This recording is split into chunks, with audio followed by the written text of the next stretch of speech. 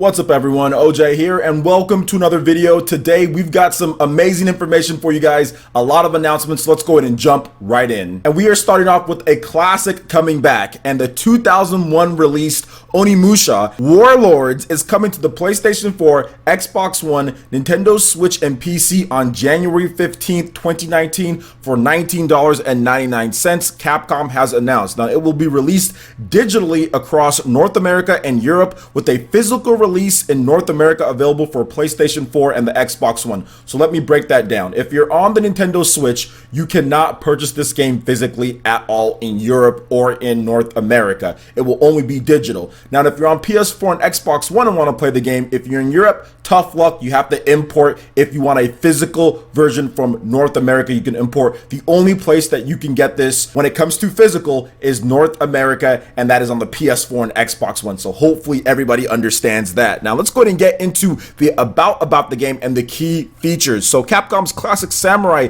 adventure Onimusha Warlords comes to the PlayStation 4, Xbox One, Nintendo Switch, and Steam. Originally released in 2001 for the PlayStation 2, Onimusha Warlords blended thrilling action with a cinematic story to sell over 2 million copies worldwide. Capcom brings the original Onimusha Warlords to players now with updated features such as high-definition graphics, widescreen display options, analog stick support, a new soundtrack, and an easy mode available right from the start. Onimusha Warlords follows the battlefield journey of samurai Samanosuke Akechi and ninja Kaide on a quest to save Princess Yuki from a legion of mysterious demons who have invaded the Inabayama castle. As the two travel throughout the castle, they unravel a malevolent plot by those who would serve the evil Lord Nobunaga Oda. Using sword-based, a magical Oni gauntlet, and puzzle solving, players need to call on both brawn and creativity to defeat the demonic foes. So here are the key features in the game. You have high-definition graphics, characters, background graphics, and cutscenes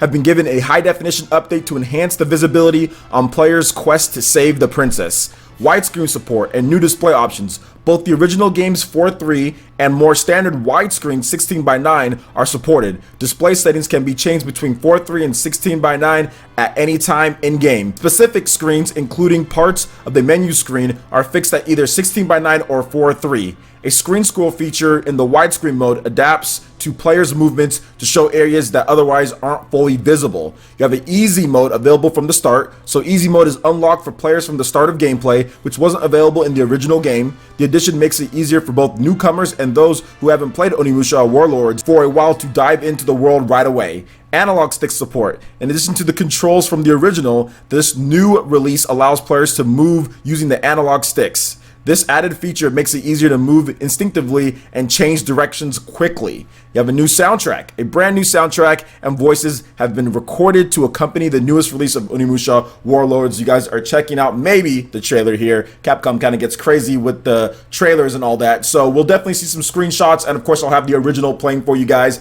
But this is actually really cool that they're bringing this over to the PS4, Xbox One, Nintendo Switch, and PC. I was not the biggest Onimusha fan growing up. I've played all of the games. I played each one of them because my friend Turtle, he was big into Onimusha. He would buy every single one once they went to the whole greatest hits, and that's when I would play them. I would play a few levels, be like, okay, this is cool. But before I got my own PS2, and I actually ended up buying one of them. I think I bought the second one, and I didn't beat that one, but I got very close to beating it. So I'm definitely looking forward to picking this one up. I'm not really sure what system I'll get it on at this point. I'll probably just pick up a digital copy on the Nintendo Switch. Not sure if I need a physical copy, but it would have been nice if there was a physical copy for the Switch. But you guys know how Capcom is with Switch physical cards. They just don't like doing them. You saw with how they did Mega Man Legacy Collection 1 and 2 and the Mega Man X Legacy Collection and all of that stuff. So you know how they are. So not surprised when it comes to Capcom, but at least the game is there. So what do you guys think about Onimusha Warlords coming over in January? Let me know your thoughts in the comment section below. All right, and getting into some of the hype news from the Nindies Summer Showcase, this got me really excited because Bastion and Transistor, two of my favorite independent games, are coming to the Nintendo Switch. So Bastion Bastion will launch for the Nintendo Switch via the eShop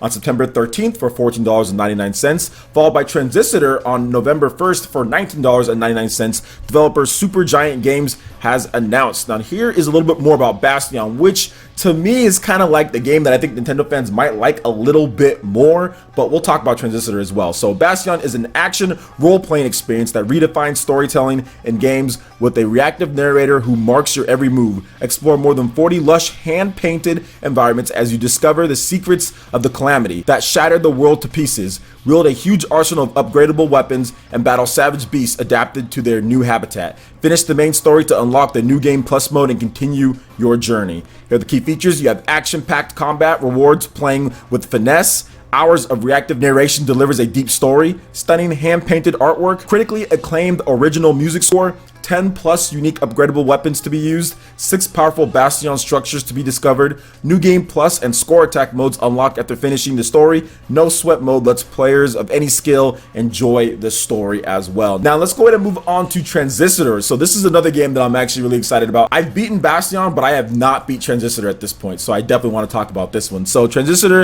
is a sci-fi themed action RPG that invites you to wield an extraordinary weapon of unknown origin as you fight through a stunning futuristic city. Transistor seamlessly integrates thoughtful strategic planning into a fast-paced action experience, melding responsive gameplay and rich atmospheric storytelling. Fight your way through the streets of Cloudbank and piece together the Transistor's mysteries as you pursue its former owners. Here are the key features in the game: action-packed real-time combat fused with robust strategic planning mode. Configure the powerful Transistor with thousands of possible function combinations, vibrant and hand-painted artwork. Original soundtrack changes dynamically as the action unfolds. Recursion option introduces procedural battles after finishing the story. So let me talk about this just a little bit with Transistor, because this game I actually was playing and enjoying, but I think something else came up, like Bloodborne, I'm not really sure, and it ran out on my PlayStation Plus, and I never renewed PlayStation Plus to finish this game. That's the only reason why I really stopped playing. Otherwise, I probably would have beat it already, but I just kind of forgot about it. I never renewed PlayStation Plus after I had it for that first stint, and that was that. So the fact that it's coming over to Nintendo Switch is so much better for this style of game. Transistor is a game that I think you guys are going to absolutely love. Do not sleep on Transistor, guys. Make sure you check it out when you get the opportunity. It is $20, so it's more of a premium game, but trust me, all of the gameplay is there, the style is there, the game is just really sleek and really good. So I would definitely pick up Transistor if you have not played it yet. I was playing on PS4. I'm gonna pick up right here where I left off with the Nintendo Switch and have a lot of fun with that. Now, Bastion is a game that I actually really like, because Bastion was one of those games back when indie developers really started getting going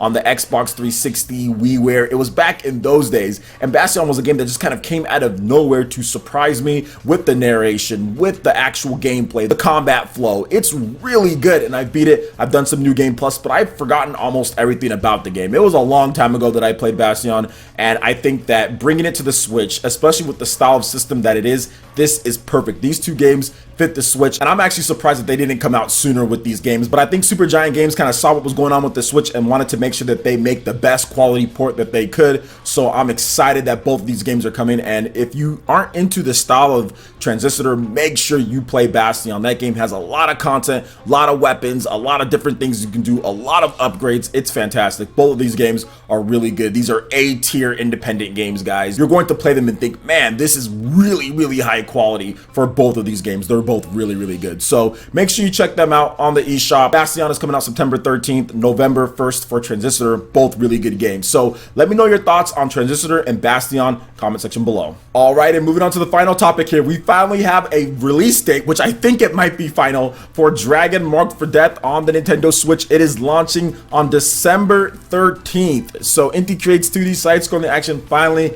has a release date. So Dragon Marked for Death will launch for the Nintendo Switch via the Nintendo Switch eShop on December 13th, developer Inti Creates has announced. So I'm thinking that the 3DS version is completely done. There is going to be no 3DS version. So Dragon Marked for Death is a 2D side-scrolling action RPG game where up to 4 players can play together, either local multiplayer or online multiplayer. Refreshing, feel-good level design based around intuitive 2D action-based gameplay awaits. So here are some of the key features, guys. Play through the game as one of the 4 Dragonkin characters Each playable character has different strengths and abilities, a fascinating and immersive dark fantasy world. Work together with your companions to progress through stages, battle against gargantuan bosses, dozens and dozens of hours worth of gameplay. So this is all great. I know some people didn't necessarily love the Nindies just because of one, how short it was, and two, just because there was a lot of games that were kind of weird looking and everything, and all of the games that are a little bit more for the core gamers out there that has that action and everything was just kind of passed through. But all those games we already knew about, except for Bastion and Transistor, but those games are actually old,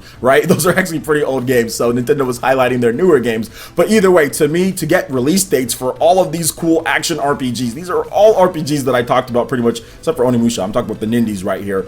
All of them RPGs, all of them really intuitive, great controls, fun to play. This is exactly what I want on the Nintendo Switch. I think the Switch is a perfect machine for this style of game when it comes to Dragon Marked for Death, Transistor, Bastion. These are the type of games that you can pick up and you can play 20, 30, 40 hours and you're not going to be spending $50, $60 on it, you know, just because it doesn't have the type of graphical presentation that you'd see with some of the bigger games, but the content and the gameplay is just as good as a lot of the games out there. So I'm excited for Dragon Marked for Death. I think this is going to be a fun game. You can play with your friends, kind of go in there, lots of replay value, level up, RPG stuff. So awesome to see. This is exactly what I want on the Switch. I cannot wait for December 13th. Dragon Marked for Death is a game that was supposed to be out last year around the fall time. So pretty much a full year delay. We heard about it more than a year ago at like a Nindies presentation. So it's good that it's finally got a solid release date. Hopefully everything goes smooth with the extra time they have to develop the game. So what do you guys think about all the different topics here from Transistor, Bastion,